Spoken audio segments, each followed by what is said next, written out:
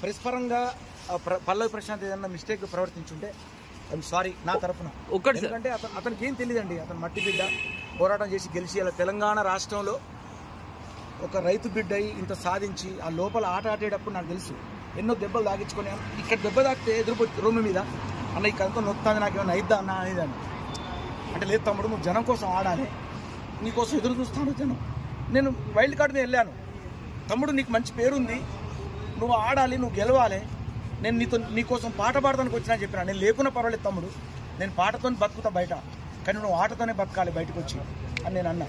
So ఇలా ఆట, ఆ పాట, నా పాట, ఆయన ఆట, ఆ టైటిల్ అదంతా కూడా ఇలా జైలు పాలైంది. చాలా బాధ అవుతుంది. సో జనం స్పందించి ఇప్పటికైనా సీఎం గారు ఈ విషయం తెలియజేయండి. అంటే అతను నాలెడ్జ్ ఈ విషయంలో లేదండి. ల్యాండ్ అండ్ ఆర్డర్ అని కూడా తెలియదు అతనికి. ల్యాండ్ అండ్ ఆర్డర్ ఇస్తే జనం కోకలుగా వచ్చి అభిమానులు వచ్చారనుకుంటాను. ఇంతమంది ఓటేస్తే గెలిచిన అనే ఆనందంలో ఆయన ఏం చేస్తున్నాడో ఆయనకే తెలియదు తప్ప ఆయన ఏమో నేరం చేయలేదు, ఇది చేయలేదు. ఒకవేళ పోలీసు ఆ ల్యాండ్ అండ్ ఆర్డర్ని ఇబ్బంది పెడితే అది వాళ్ళని నేను గౌరవిస్తున్నా, వ్యవస్థను నేను చాలా గౌరవిస్తాను. ఎందుకంటే వ్యవస్థ ఉండాలి, పోలీసు వ్యవస్థ లేకపోతే ఇవాళ మనం లేము. వాళ్ళు చాలా గొప్పోళ్ళు, నేను వాళ్ళని గౌరవిస్తా.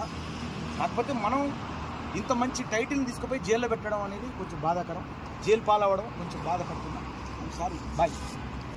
మీరు కోల్పోకండి అన్న, ధైర్యం తెచ్చుకోండి. నేనంటే కన్నా నాకు లోపల జరిగింది నాకు తెలుసు కదా. ఆయన ఎంత కష్టపడ్డాడు జనం కోసం, జనం నన్ను నమ్ముకున్నారు అని చెప్పి అతను ఒక్కొక్కసారి ఏమైతే కూడా తెలియదు ఆ ఆటలో.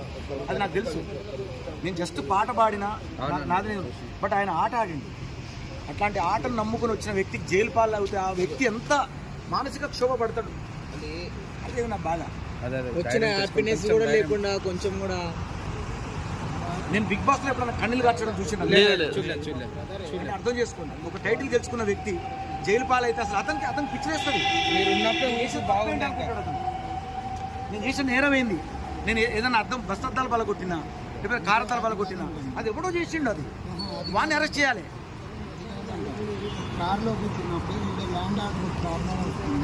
తెలీదు అసలు ల్యాండ్ ఆర్డర్ అంటే ఏందో అతనికి తెలీదు. నేను చెప్తున్నా కదా, అంత నాలెడ్జ్ లేదు అతనికి తెలియదు. అతను దున్నుతాడు, నారేస్తాడు, ఏదైనా చేస్తాడు, ట్రాక్టర్ దున్నుతాడు, ఆట ఆడంటే ఆట ఆడతాడు, పోరాటం చేస్తాడు, కింద పడతాడు, దెబ్బలు తాకించుకుంటాడు. నాకు తెలుసు కదా, నేను అతనితో ప్రయాణం చేసిన, నాకు తెలుసు బిగ్ బాస్ హౌస్. అతని క్యాప్టెన్సీ తీసేస్తేనే నేను ఏడ్చిన లోపల. అలాంటి మనిషి నేను. అతనికి అంటే అంత నాలెడ్జ్ చేస్తే అతను లేదు. నేను చెప్తున్నా కదా, ఒకవేళ ప్రెస్ వాళ్ళు ఏమన్నా అతని వల్ల ఇబ్బంది పడతామంటే నేను క్షమాపణ కోరుకుంటాను.